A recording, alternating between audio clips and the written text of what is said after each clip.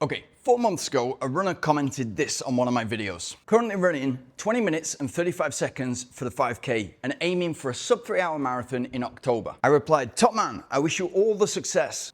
If you truly want something enough, you'll make it happen. Comment below, no chance bro, work on your speed." 7 weeks later, he ran 38 minutes and 44 seconds for 10K. So let's talk about this because it's exactly the reason that most runners get nowhere near their potential. I'm Lee Grantham, a coach and professional ultra runner, and I went from not being able to run for 500 meters to 7 years later representing my country at both the marathon and the ultra marathon. And I did that because I ignored what people thought was a good time for a certain distance. I didn't care about the round number for 3 hours for the marathon. So in one 11-month training block, I went from 3 hours and 25 for the marathon to 2 hours and 37 minutes for the marathon. That's a 48-minute jump. And two things that got me ahead of the game were curiosity and positivity. I was just hungry to find out how I could become better. And this is exactly in abundance what the athlete I'm going to talk to you about today possesses. So if you're not interested in the status quo and you want to run not just as fast as everybody else can run,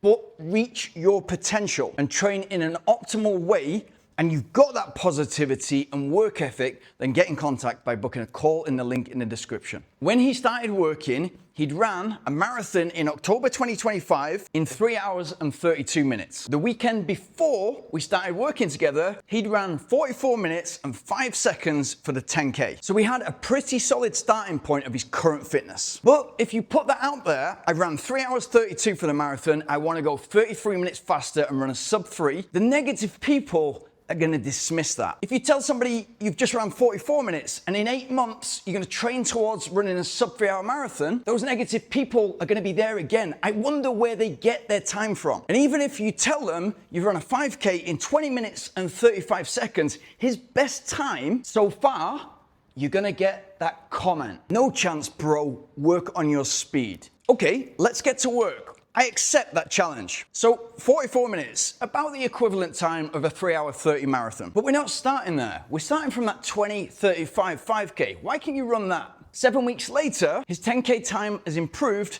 to 38 minutes and 44 seconds, simple equivalent time for the 3 hour marathon. But we've still got 6 months left, and it's very much obviously on an upward trajectory. So all of a sudden, in a 2-month period, he's gone from "no chance bro, work on your speed" to if we were still aiming for 2 hours and 59 minutes for the marathon, we'd be insane. And this is the big mistake that runners make. Running is the perfect metaphor for life. So if you get up and you think it's going to be a great day, you're probably going to have a great day. And you're going to attract people who are in that same frequency of energy. And naturally in life, it's going to lead to more opportunities. And it's certainly going to lead to more happiness. It's exactly the same in running. If you aim high and not just hope, but really get to work on every single little thing that you can improve to get in towards that high target, you've got a plan, and then you're starting to see those improvements compound over time, you're going to be unrecognizable in 3 months' time.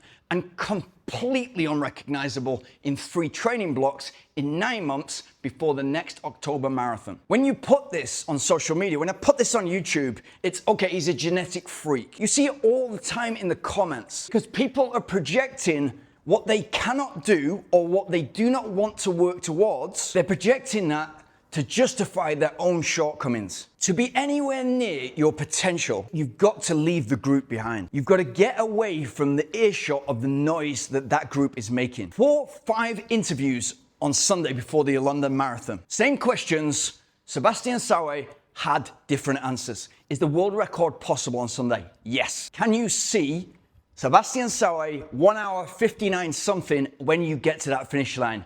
Yes. Why not? And if you listen to the best in the game in any sport, you're not born with that. You train it, you visualize it, and you repeat it in your mind often enough with the evidence in training and get to a point that this big result, this big lofty goal that you've got is not just possible, it's probable. So how does somebody take 12% off their 10K time in just 7 weeks? It's not magic.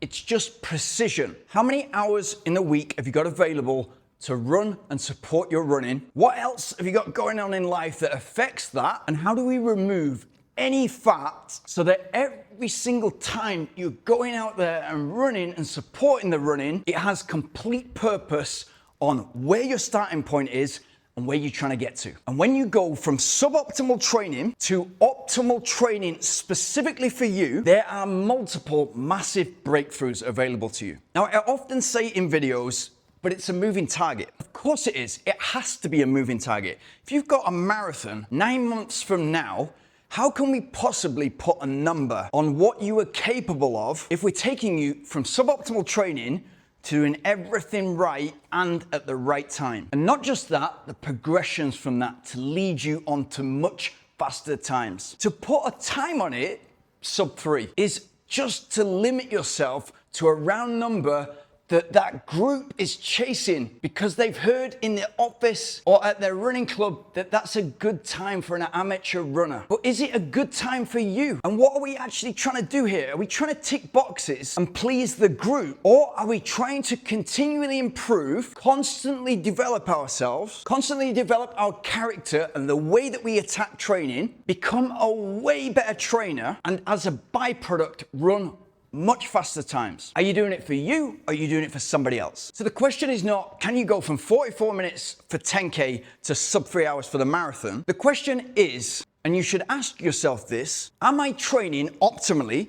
And have I done that for a long enough period where I'm absolutely certain I'm at my limit? Or is there possibly a better way to do things? This was his message to me after he ran that 10K time. This is 12% faster than the last 10K race, 44 minutes and 5 seconds, whilst also running a 5K PB in the process in only 7 weeks of training. Although I didn't miss a single training session, this is much more improvement than I could have imagined. In the next video, I'll tell you what got him there. But in the meantime, don't let the outcome limit you from what you're truly capable of. The game is consistency, patience, and trust in the right process.